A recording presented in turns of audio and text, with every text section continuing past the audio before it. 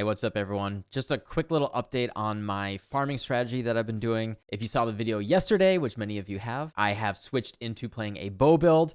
I firmly believe that if you want to have the most fun possible this league, I would just play a bow build. You know, if you want to just be OP and one-shot bosses, but map, a little clunky, you can do something with the old totem build. But bow builds right now are so accessible.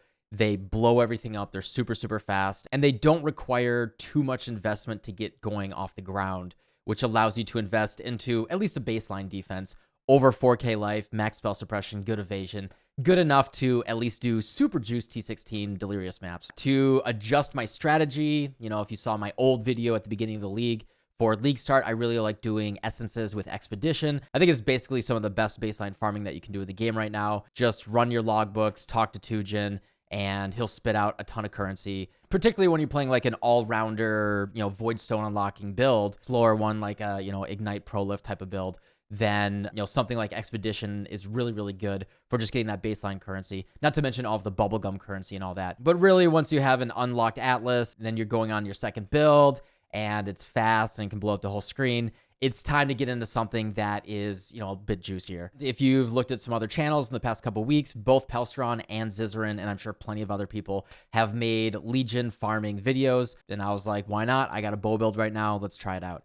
And I am happy to say that the returns have been absolutely insane. Just one day of farming, I'm blown away with how quickly the currency is rolling in. It's a very moderate investment strategy. You're not like buying a lot of expensive sextants or anything like that. It's really just 1 or 2 scarabs and Elk and Go. The game just spits so much currency at you. I was finding a divine about 1 every 5 to 7 maps, just dropping off of the ground, as well as additional divines and exalts from using the ornate incubators. Not to mention the hundreds of stack decks that I got just every handful of maps. It's pretty crazy. I really think if you want like a moderate juice, like Elk plus a couple scarabs and Go type of strategy, this is probably one of the best that you can do. It's just dropping you a lot of raw currency and then stack decks that sell basically instantly. And what I've done is I have tuned my strategy for how I like to play it. It's not exactly the same as what other people are doing. And my loot filter is also specifically tuned for this strategy. I'll link it below. It's on my profile. It's public.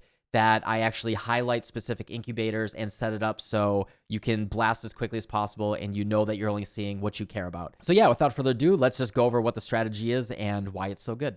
All right, so right off the bat, I want to say that this is the type of strategy that you want a good blasting build, a specialized mapping build. If you haven't seen the video by Pelstron that's making the rounds right now about why you're actually poor in the game because you're playing like slow all-rounder builds instead of something that's really fast, running haste, blasting really quickly, definitely check out Pelstron's video. It's more of a philosophical video that I think more people should watch and take to heart. But yeah, if you just have a fast blasting build, the main thing that we want to say here is that you can pop legions. You can fully clear T16 legions. You don't wait for the timer to run down. You can actually kill all of the monsters in the legion and you pop it really, really quickly. So like I said, something like EK Ignite, something like a bow build. From my video yesterday, bow builds are more accessible at a lower budget than they've ever been.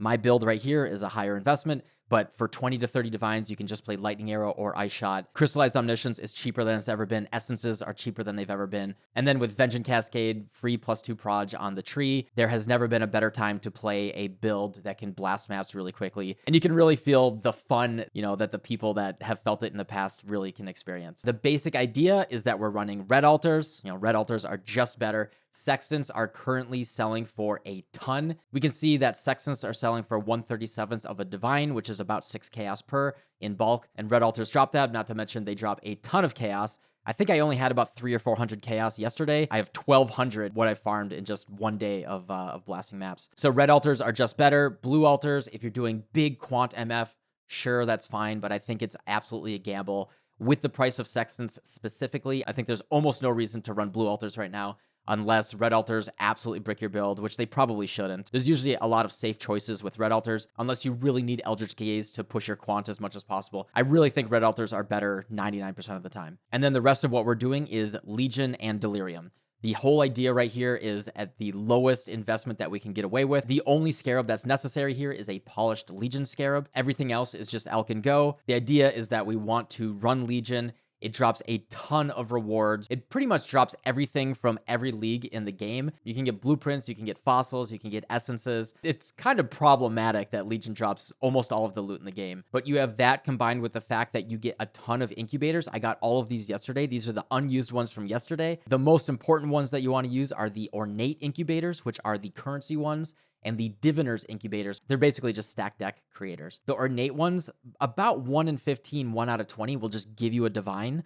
And then the diviners will give you between 3 and 5 stack decks usually on average. Stack decks sell for about 8 chaos per right now. So each diviner's incubator is making you between 20 and 40 chaos. And since we're killing so many monsters every single map, we are popping an entire set of incubators every other map. So the Legion nodes that we take here are the logistical support and pillage treasures, just more rewards. Then we want to take war supplies for more war hordes. War hordes are the ones that just drop, additional loot. They're like the super chests that drop you a ton of loot. I am using the Maraketh Legion chance and the Templar Legion chance. That's because those emblems sell for the most and they are the rarest. So the Maraketh are 20 chaos and the Timeless Templar are 15. Just a few leagues ago, these used to be worth way, way more. Maraketh used to be like 80 to 100 chaos per.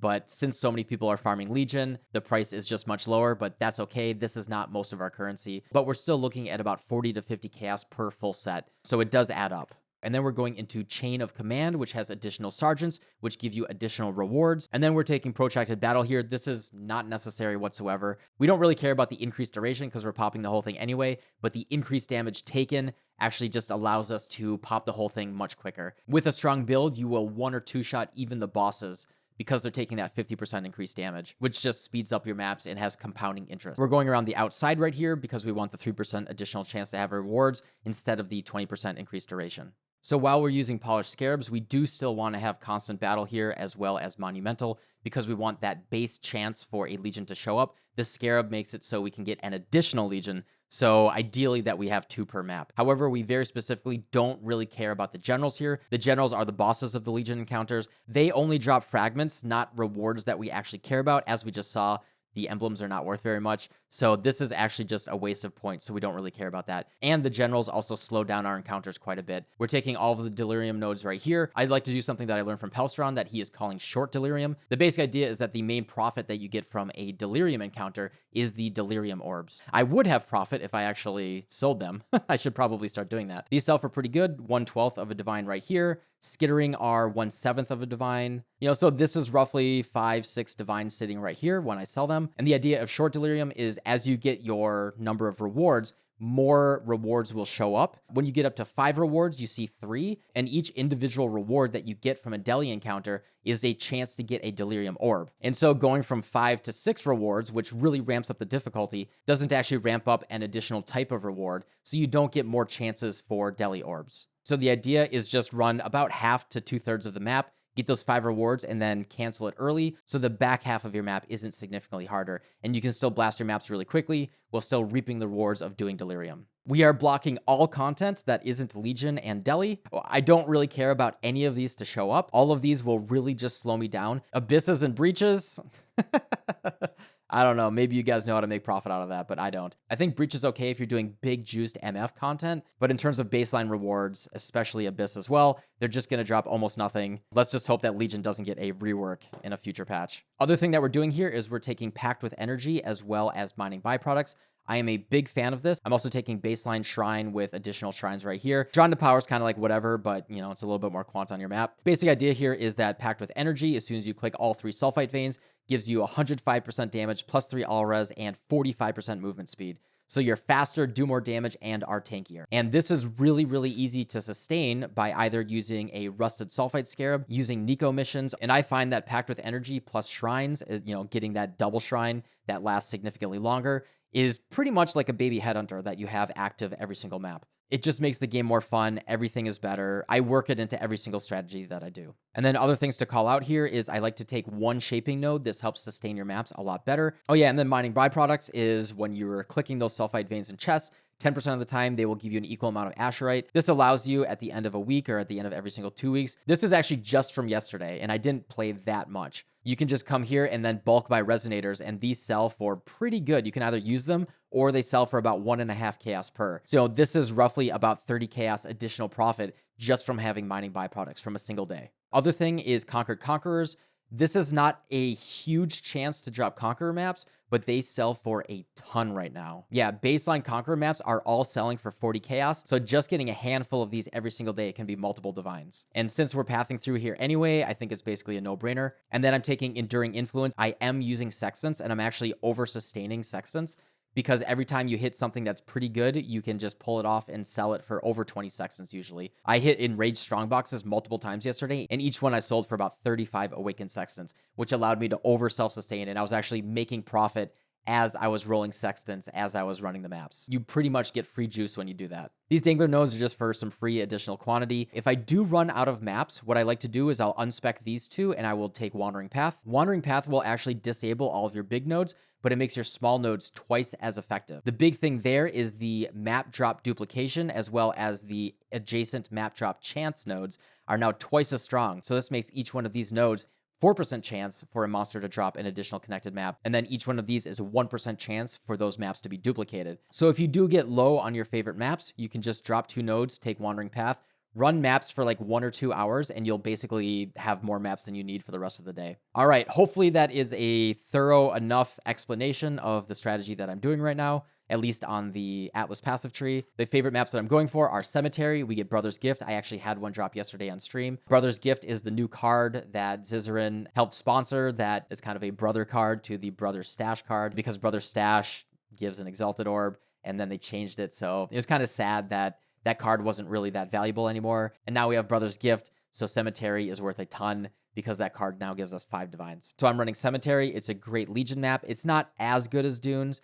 Dunes will have more Legion monsters because it's much more open, but Legion is decent enough in Cemetery, and I like the color palette a lot more, and the boss is much easier to kill. So that's my choice. And then, as always, when you take a favorite map, you want to favorite one of the connected maps. I prefer Arcade. You can basically just do boss rushing with the Arcade until you sustain your Cemeteries again, and then go back to your Cemeteries. Unfortunately, the natural T16s, which you'll see by removing all of your Void Stones, we can type in the number 16 right here. Arsenal, Coves, which is good, Volcano, and Dig. This is how you know what Horizon Orbs can turn maps into. Unfortunately, these are relatively bad besides Coves, but if you do run out of the maps that you care about, you can use Horizon Orbs, turn those crappy maps into Coves at least, and then you can quickly run those and get your good maps back. In terms of Sextants, I'm really not min-maxing them at all. I am using whatever. Since Sextants sell for so much, I recommend just using a single one with those 4 uses.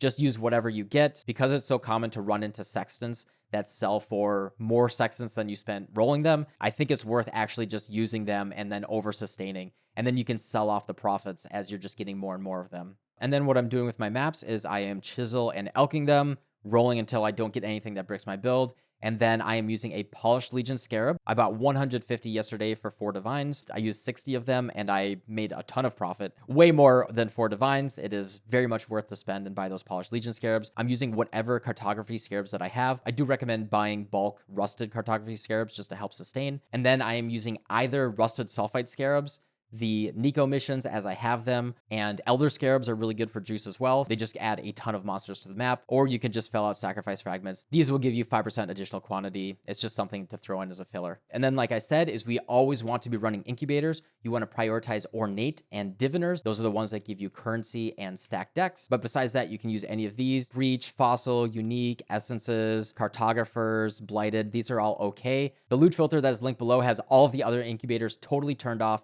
You don't have to worry about Enchanted or Abyss or any of those really crappy ones. So those are turned off. You can just use the ones that are good that will drop here. I will have a link to the PoE planner for my Atlas tree. And yeah, that's it. It's a very, very easy blasting strategy. I was blown away by how profitable it was. So much stuff drops every single map. Really, the hardest thing is picking up all of that loot. I don't know if there's anything else in the game that really competes at like this moderate investment level at all. I think this is just by far the best in terms of like comfort and blasting maps. Raw profit per hour, maybe something with Heist and Blight might compete, but then you're not having as much fun. At least I wouldn't. Oh, the other thing is I'm not selling these. I'm just running them because, you know, stream content, I gotta do it. But each one of these does sell for 150 chaos. So if you're running the maps really quickly, every 26 maps, you're going to be getting an additional 150 chaos. That is 26 maps because you have a 10% chance to award double progress. You run your maps really quickly. You can sustain them using those cartographer scarabs. You know, the one thing that you want to do for your upkeep is buy those scarabs. You can see that I bought some cartographers and some polished legion scarabs, but that's it. We don't really care about anything else. We don't care about specific sextants. We don't care about rolling maps as big as possible or anything. Since the thing we're really looking for is the rewards from legion monsters and the chests, you know, rolling for really, really big quant, doing magic find, that's just a different level of investment that we're not really worrying about. I just want to share with you guys in, you know, as much detail as I could, the strategy that I started doing yesterday. And this is probably my strategy for the rest of the league. It's just too easy and too fun to blast maps. Definitely play a bow build, play something, you know, EK Ignite, whatever. If you can full pop a Legion, definitely give it a shot. If you guys have other ideas for min-maxing this, I'm all ears. Definitely let me know in the comments below. And yeah, I'm going to go get ready for the stream, blast some maps, and I'll see y'all soon. Bye.